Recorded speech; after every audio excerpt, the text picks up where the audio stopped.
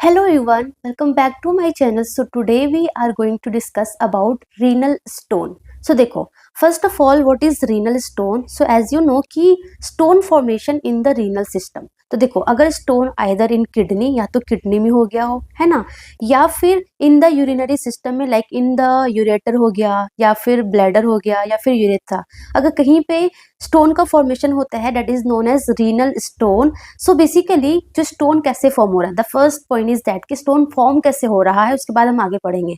सो देखो, सबसे पहले आप सबको पता है जो हमारा यूरिन है, यूरिन में क्या क्या होता है, मिनरल्स होते हैं, है ना, लाइक सोडियम, पोटेशियम, ऑक्जेलेट, है ना, इस कैल्शियम, ये सारे होते हैं.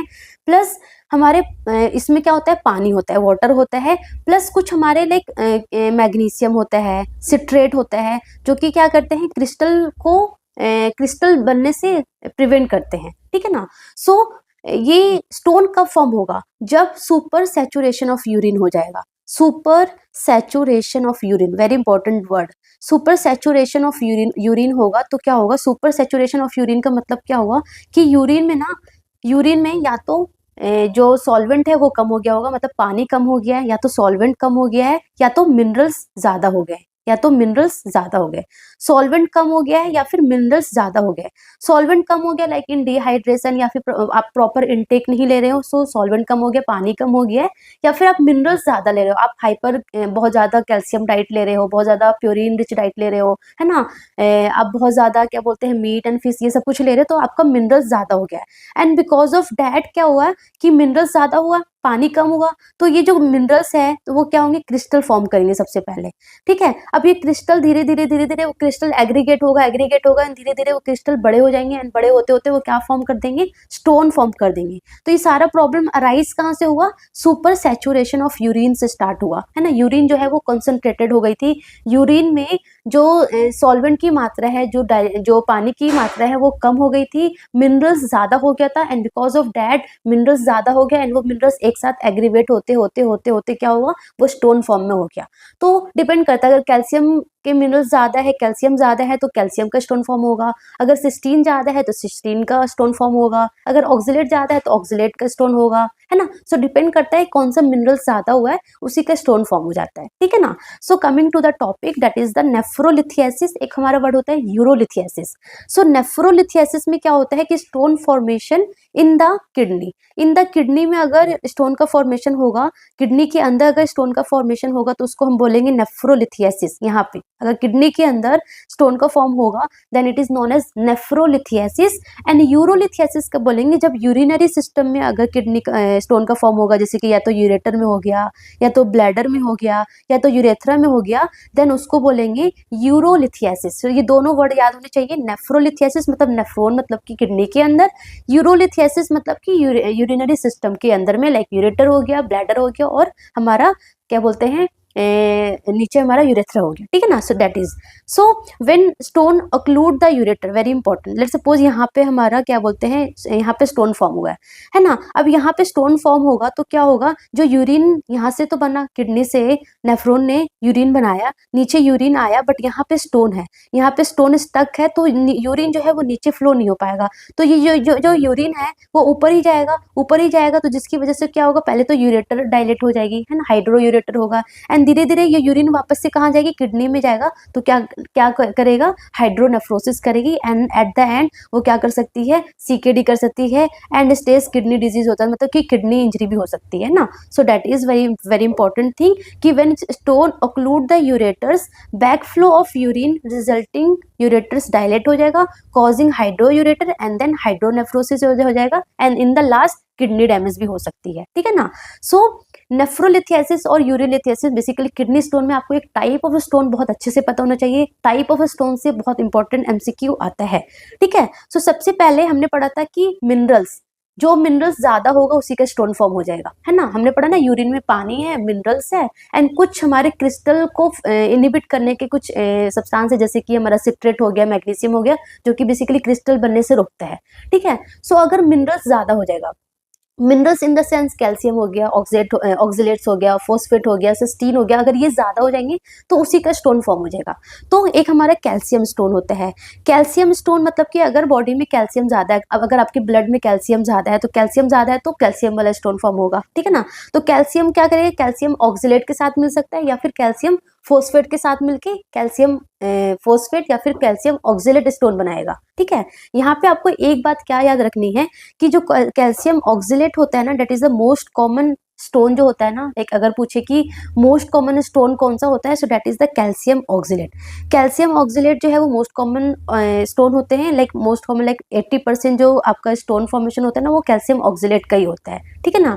एंड सेकेंड हमारा लाइक कैल्शियम फॉस्फेट का भी होता है, ठीक है ना। So calcium oxalate and calcium phosphate हो सकता है। सो इन कैल्शियम ऑक्जेलेट में जो यूरिन होगा ना बेसिकली नॉर्मल होगा, मतलब कि अगर एसिडिक यूरिन हो या फिर बेसिक हो, है ना, कैल्शियम ऑक्जेलेट किसी भी यूरिन में बन सकता है। तो इसको ऐसा नहीं कि लाइक बेसिक यूरिन में ही कैल्शियम ऑक्जेलेट बनेगा या फिर एसिडिक में, कोई सा भी यूरिन हो कैल्शियम ऑक्जेलेट बन सकता है, ठीक है ना। And calcium phosphate basically alkaline urine में बनेगा, क्योंकि अल्कलाइन यूरिन में ये प्रॉपर डिसॉल्व नहीं हो पाएगा, सो अल्कलाइन यूरिन में बेसिकली कैल्शियम फॉस्फेट बनता है, ठीक है ना। सो क्या क्या कॉज हो सकते हैं कैल्शियम स्टोन के, ऑफकोर्स हाइपर कैल्सीमिया, अगर आपके ब्लड में कैल्शियम ज्यादा है, ठीक है, या फिर हाइपर पैराथायरॉयडिज्म, मतलब कि पैराथायरॉयड जो ग्लैंड है वो हाइपर एक्टिवेट है, तो वो क्या कर रही है, बोन से एक्स्ट्रा कैल्शियम ले रही है। अब बोन से एक्स्ट्रा कैल्शियम कहाँ ले रही है, ब्लड के अंदर, तो अगेन क्या हो रहा है, हाइपर कैल्सीमिया हो रहा है।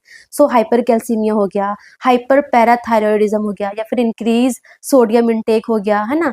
और डाइट रिच इन ऑक्जेलेट, जैसे कि कॉफी हो गया, है ना, टी हो गया, चॉकलेट्स हो गए, है ना। सो अगर डाइट रिच इन ऑक्जेलेट्स है, हाइपर कैल्सीमिया है, हाइपर पैराथायरॉयडिज्म है, सो किसके स्टोन फॉर्म होने के चांसेस है, कैल्शियम स्टोन होने के चांसेस है, ठीक है ना।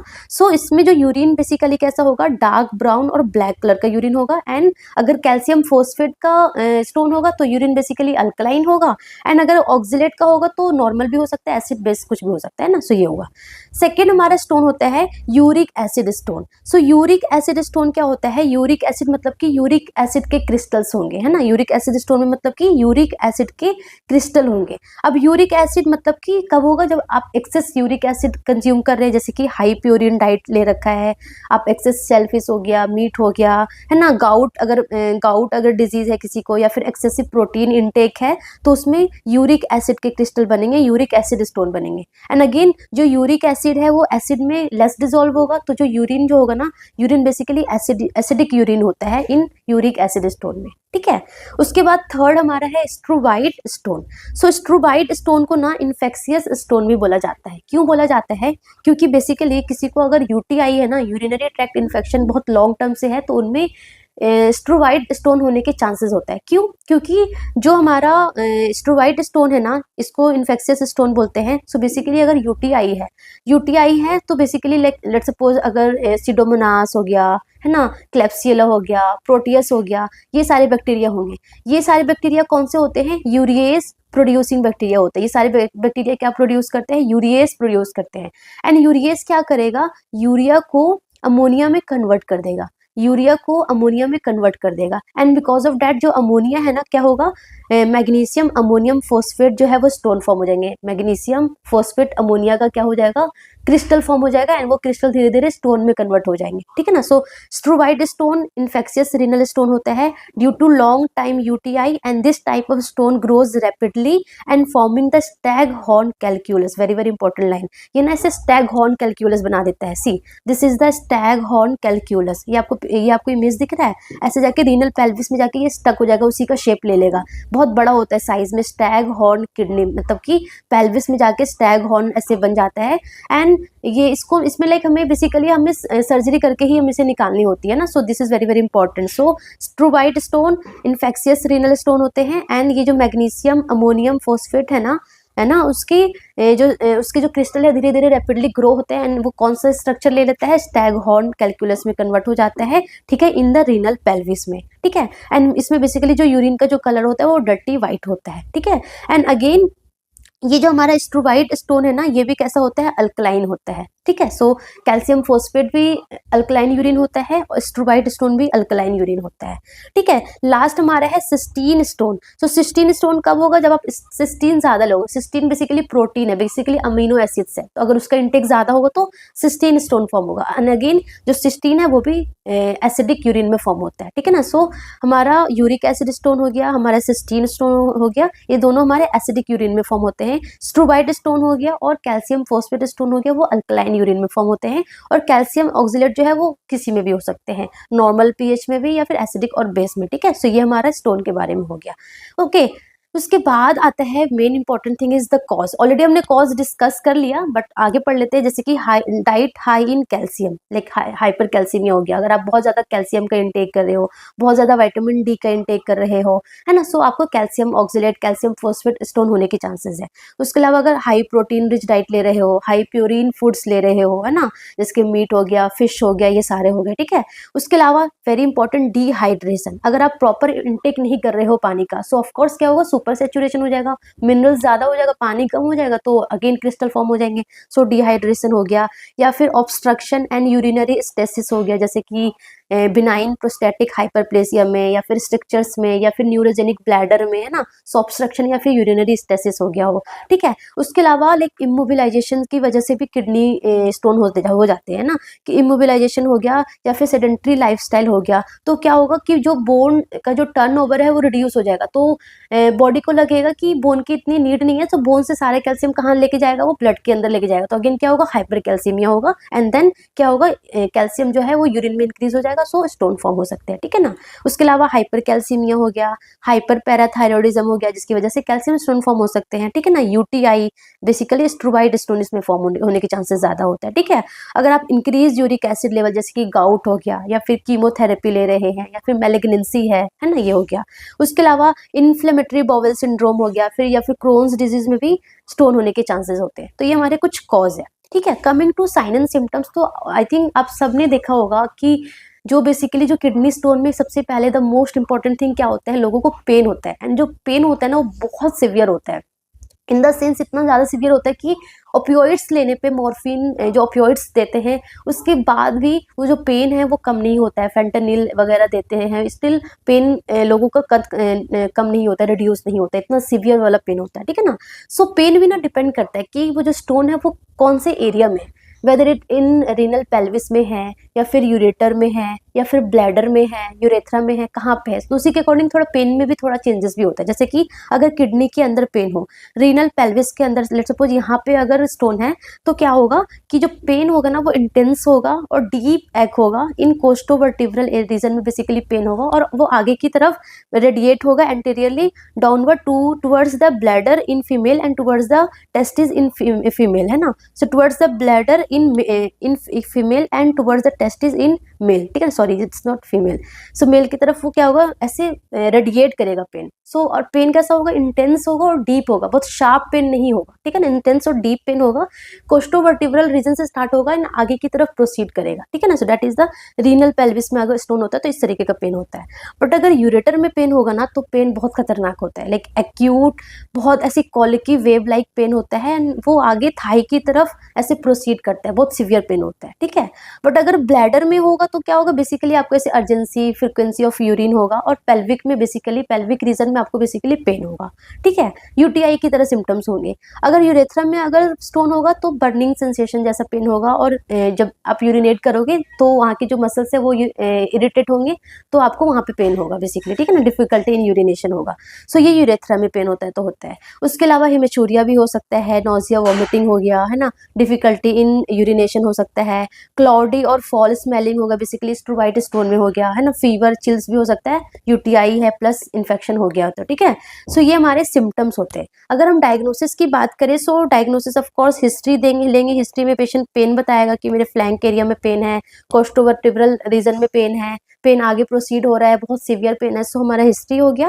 देन ऑफ कोर्स एक्सरे करेंगे या फिर अल्ट्रासाउंड करेंगे, है ना। सो किडनी, यूरेटर, ब्लैडर का एक्सरे और अल्ट्रासाउंड करेंगे एंड उसमें हमें दिख जाएगा कि स्टोन है कि नहीं, ठीक है। उसके अलावा हम 24 आवर यूरिन कलेक्ट करेंगे एंड उसमें हम मिनरल्स बेसिकली चेक करेंगे, like calcium, uric acid, creatinine, sodium, है ना। उसका पीएच चेक करेंगे एंड लाइक चेक करेंगे नॉर्मल है या फिर कौन सा मिनरल्स एलिवेटेड है, ठीक है ना। सो ये प्रॉपर हो गया, ठीक है। सो ये हमारा हो गया डायग्नोसिस में।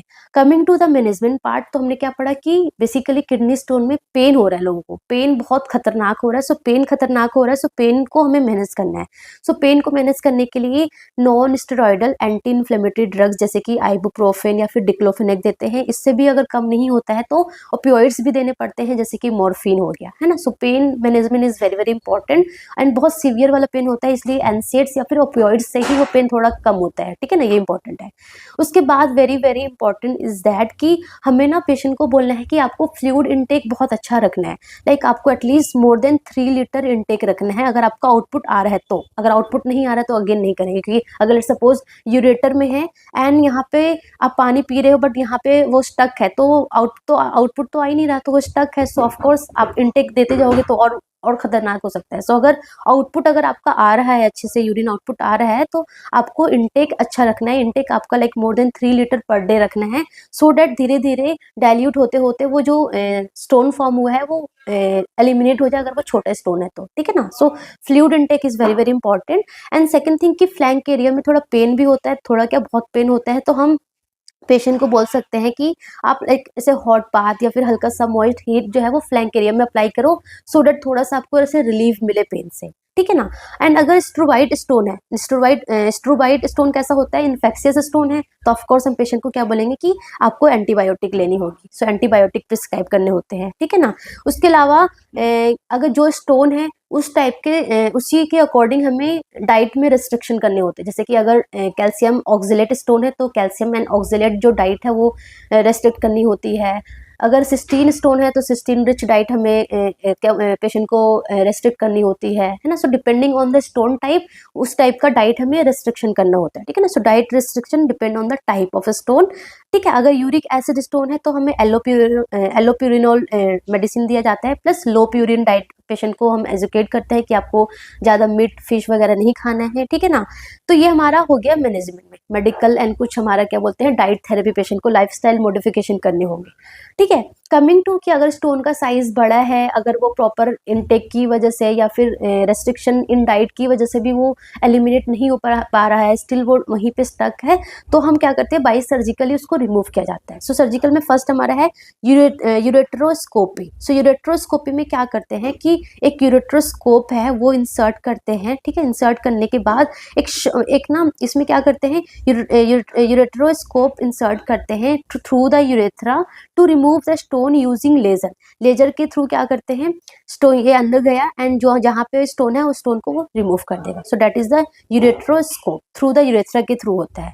सेकेंड क्या हमारा है extracorporeal shock wave lithotripsy. So this is the non invasive, मतलब कि कहीं पे आपको कोई भी जो डिवाइस है वो अंदर नहीं डालना, कोई इंसीजन नहीं डालना, बाहर से ही हो गई। सो it is non invasive. Basically इसमें हम क्या देखते हैं शॉक वेव, साउंड वेव हम डालते हैं एंड वो साउंड वेव क्या करता है जो स्टोन है ना उसको ब्रेक कर देता है। सी दिस इज द, यहाँ पे स्टोन है, यहाँ पे स्टोन है एंड यहाँ से हमने साउंड वेव डाला, शॉक वेव डाला एंड ये शॉक वेव क्या करेगी जो स्टोन को ना छोटे छोटे पार्ट में ब्रेक कर देगी एंड वो जैसे ब्रेक होगा एंड धीरे धीरे वो नेचुरली यूरिन के थ्रू वो बाहर आ जाएगी, ठीक है। सो दैट इज द, देखो यहाँ से ये शॉक वेव पास कर रहा है, यहाँ पे किडनी के पास, यहाँ पे स्टोन है एंड यहाँ पे जो स्टोन होगा वो छोटे छोटे टुकड़े में टूट जाएगा and through the passage of urine naturally वो बाहर आ जाएगा, ठीक है ना। तो हमें मॉनिटर करना होता है कि वो बाहर आया या नहीं आया।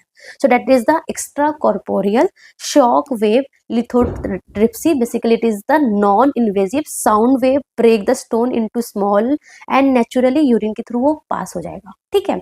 उसके अलावा अगर स्टोन का साइज बहुत बड़ा है लाइक मोर देन 2 सेंटीमीटर है, तो इन दैट केस हम क्या करते हैं परक्यूटेनियस नेफ्रोलिथोटोमी, लाइक स्ट्रोबाइट स्टोन अगर है, स्ट्रोबाइट स्टोन का साइज कितना बड़ा है ना एंड वो रीनल पेल्विस में जाके स्टक हो गया है। सो इन दैट केस हम क्या करेंगे percutaneous nephrolithotomy. So it is very minimal invasive procedure है। सो क्या करते हैं इसमें हम क्या करते हैं कि सी दिस इज परक्यूटेनियसली एक डिवाइस आता है मिनिमल इन्वेजिव है, इन्वेजिव तो है बट बहुत मिनिमल है। देखो ये एक डिवाइस गया स्किन के थ्रू, परक्यूटेनियस के थ्रू कहाँ गया, हमारे किडनी के पास सीधा गया, यहाँ पे स्ट्रोमाटिक स्टोन था, इसको वो क्या कर दिया, ब्रेक किया, पहले फ्रेगमेंट किया एंड उसको निकाल लिया, सक कर लिया। So that is the percutaneous nephrolithotomy. But अगर स्टिल अगर स्टोन का साइज बहुत ही ज्यादा बड़ा है तो लाइक ओपन और लेप्रोस्कोपिक सर्जरी के थ्रू भी रिमूव करते हैं। सो ये हमारा क्या था, management of kidney stone. Kidney में अगर स्टोन है, कहीं पर यूरेटर में हो, कहाँ पे डिपेंड करता है साइज पे। साइज कम है तो हम उसको लाइक फ्लूइड इनटेक ज्यादा करने के लिए बोलेंगे